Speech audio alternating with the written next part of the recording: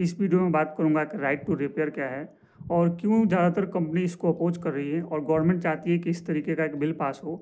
तो दोनों तरफ के पक्ष जानने की कोशिश करेंगे। तो नमस्कार दोस्तों, मैं हूं अंबुज, आप देख रहे हैं geeky Ambuj. Stay tuned and let's start. तो दोस्तों, सबसे पहले कंज्यूमर पॉइंट ऑफ व्यू से और गवर्नमेंट पॉइंट ऑफ व्यू से बात करता हूँ। कंज्यूमर्स को अभी तक ये अलाउ नहीं हुआ है कि वो अपने प्रोडक्ट को या जो भी उनके पास परचेज किया हुआ है, ऑटोमोबाइल्स है, उसके बाद या लैपटॉप है, फ्रिज है, कंप्यूटर है, फ़ोन है, वो रिपेयर नहीं कर सकते। उनको रिपेयर कराने के लिए ऑथराइज सर्विस सेंटर जाना पड़ता है या ऑथराइज पर्सन को कांटेक्ट करना पड़ता है। अभी तक उनको कोई अनुमति नहीं है कि अपने प्रोडक्ट को रिपेयर कर पाए। तो गवर्नमेंट चाहती है कि अगर आप अपने प्रोडक्ट को रिपेयर कर सकते हो तो आप अपने प्रोडक्ट को रिपेयर करो और जो कंपनी है वो ज़रूरी के स्पेयर पार्ट्स अवेलेबल कराए आपको। लेकिन कंपनी नहीं चाहती इसके बारे में। अब दोस्तों बात करता हूँ कि गवर्नमेंट ये भी चाहती है, क्योंकि जितने भी इलेक्ट्रॉनिक प्रोडक्ट्स बनाए जाते हैं उससे काफ़ी सारा ई वेस्ट जमा होता है और ई वेस्ट जमा होता है उससे इन्वायरमेंट को काफ़ी नुकसान होता है। तो इसलिए गवर्नमेंट राइट टू रिपेयर को ज़्यादा प्रमोट कर रही है। दोस्तों बता दूं कि United states and European union में इस तरीके का बिल पास करा गया है कि जो कंज्यूमर्स हैं, ओनर्स हैं, उनको इस तरीके का अधिकार दिया जाए जिससे कि वो अपने प्रोडक्ट को रिपेयर कर सके और उनकी जो वारंटी स्टेटस है वो ख़त्म भी ना हो। इसके लिए कंपनीज को 2 साल का ग्रेस पीरियड दिया गया। इन 2 सालों में कंपनीज जो प्रोडक्ट्स हैं उनके स्पेयर पार्ट्स को अवेलेबल कराएंगी और बाद में जितने भी प्रोडक्ट्स का मैन्युफैक्चरिंग करेंगे उसको इस तरीके से मैन्युफैक्चरिंग करना होगा कि जिससे वो उसका रिपेयर काफ़ी ईजी हो जाए। फ्रांस में कंपनीज को यह आदेश दिया गया है, allow consumers to consider repair as a buying criteria.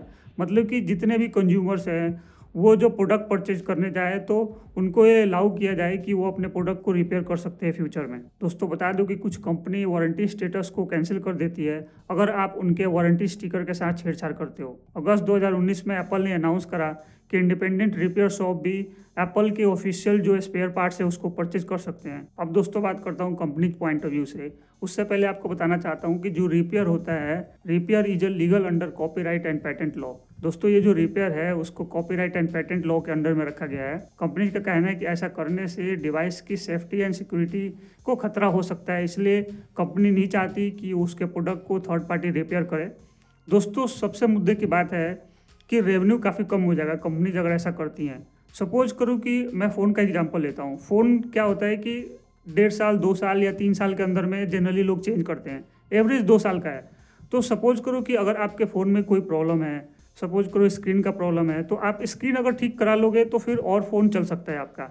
लेकिन अगर आप फ़ोन का स्क्रीन ठीक नहीं कराते हो, आपको रिपेयर शॉप पे जाते हो तो आपको लगता है कि ज़्यादा महंगा है तो आप फ़ोन परचेज करना ही बेहतर समझते हो। लेकिन अगर आप रिपेयर कराते हो थर्ड पार्टी शॉप से और वो सस्ते में आपका कर देता है तो आपको फ़ोन परचेज करने की ज़रूरत नहीं पड़ती। अब जहाँ पे सोचो कि आप रिपेयर शॉप पे 500, 2000 रुपया, 1000 रुपया दे के आप काम करा लेते हो, डिपेंड करता है कि किस तरीके का प्रॉब्लम है। और वहीं पे अगर आप नया फ़ोन परचेज करने जाते हो तो 10,000, 12,000, 15,000 भी खर्च करने होते हैं, उससे ज़्यादा भी कभी कभी खर्च होता है। तो ये सारे जो पैसे आप 15,000, 20,000, 10,000 देते, वो सारे के सारे पैसे फ़ोन कंपनीज के खाते में जाते हैं। और वहीं पर जब रिपेयर होता है तो अगर ओरिजिनल प्रोडक्ट का यूज करा गया है तो फिर कंपनीज को पैसे मिलते हैं, नहीं तो रिपेयर शॉप वाले को सारा पैसा मिलता है। तो रेवेन्यू का सबसे ज़्यादा मामला है, तो इसके वजह से कंपनी नहीं चाहती कि उनके प्रोडक्ट को कोई तीसरा बंदा रिपेयर करे।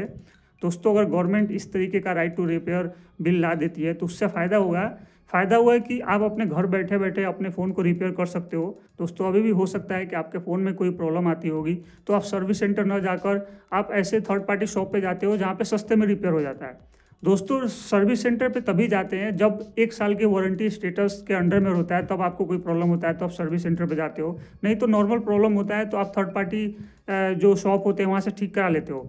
अब दोस्तों मैं एक सजेशन देता हूँ कि अगर कंपनी जैसा करती हैं कि अगर मतलब कि जो स्पेयर पार्ट्स है उसको अवेलेबल कराने स्टार्ट कर देंगी, जैसे आप देखते हो कि सैमसंग का शोरूम है, एप्पल का शोरूम है, अदर जो कंपनीज हैं उनके शोरूम होते हैं, तो वहाँ पे सिर्फ आपको फ़ोन या एक्सेसरीज मिलता है। लेकिन अगर स्पेयर पार्ट्स भी इजीली अवेलेबल होने लगेंगे तो वहाँ से आप स्पेयर पार्ट्स परचेज कर सकेंगे और आप अगर जानते हो रिपेयर करना तो अपने घर पे आकर रिपेयर कर सकते हो। तो दोस्तों इससे क्या होगा कि जो आपके फ़ोन में जो पार्ट्स लगाओगे स्पेयर पार्ट्स वो ओरिजिनल होगा।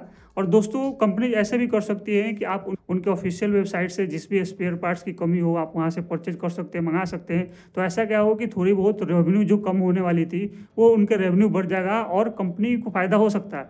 लेकिन कंपनी नहीं अगर ऐसा करेंगी तो जो थर्ड पार्टी होते हैं, जो जैसे मान लो कि एप्पल का फ़ोन है तो एप्पल के फ़ोन में आपका जो स्क्रीन होता है और जो बैक पैनल काफ़ी टूटता है, तो वैसे केसेज में क्या हुआ कि चाइनीज़ प्रोडक्ट्स है जिन्होंने एप्पल के बैक पैनल बनाना स्टार्ट कर दिया है, स्क्रीन जो बनाना स्टार्ट कर दिया है, तो उससे क्या हुआ कि जो भी प्रोडक्ट बनता है वो चाइनीज़ कंपनीज़ को फ़ायदा हो जाता है। अगर एप्पल सस्ते में जो बैक पैनल है और स्क्रीन अवेलेबल कराना स्टार्ट कर दे और आपको रिपेयर करना आता हो तो आप रिपेयर कर सकते हो, तो इससे क्या हुआ कि आपका प्रोडक्ट रिपेयर हो जाएगा और एप्पल को ओरिजिनल प्रोडक्ट का प्राइस भी मिल जाएगा। ज़्यादातर केसेज में क्या होता है कि आप अपने फ़ोन को रिपेयर कराने जाते हो या आपका फ्रिज है, वॉशिंग मशीन, टीवी है, आप जाते हो तो वहाँ पे बताता है कि ओरिजिनल प्रोडक्ट की ये प्राइस है और जो थर्ड पार्टी है उसका ये प्राइस है। हो सकता है कि उसके पास ओरिजिनल प्रोडक्ट अवेलेबल नहीं भी होगा और आप वहाँ से जाके सस्ते में रिपेयर करा देते हो।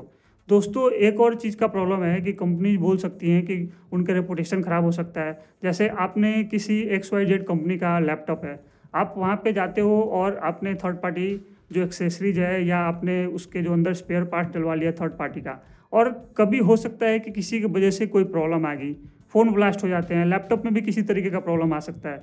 तो इस केस में क्या होता है कि कंपनी का रेपुटेशन ख़राब होता है। अगर मान लो कि फ़ोन ब्लास्ट कर गया है तो न्यूज़ बनता है कि इस कंपनी का फ़ोन ब्लास्ट कर गया, उससे क्या होता है कंपनी को रेपुटेशन ख़राब होता है।